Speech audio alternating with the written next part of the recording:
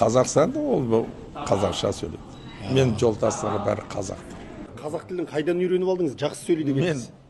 34 жыл қазақ бірге жұмыс жасаған ғой.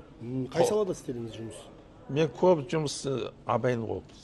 30 жылда қазақша жүріп сөйлесіп алдыңыз, 34 жыл үйреніп алдыңыз ба? бұрынды біледі кішкене. Мен бала бірге өсіні көрші қазақта бар. Сол қазақша.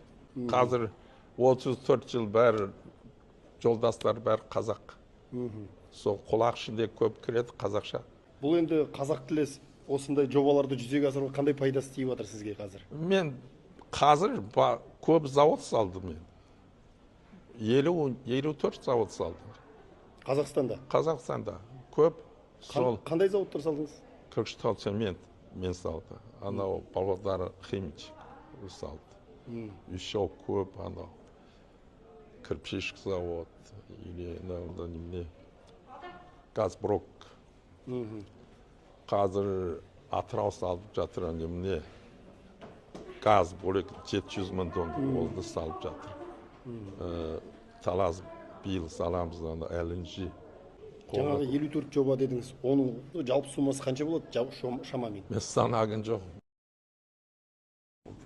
Корея, Еуропа, Япония маған керегі жоқ. Менде Қазақстан болды. Жақсы. Туған жер сияқты.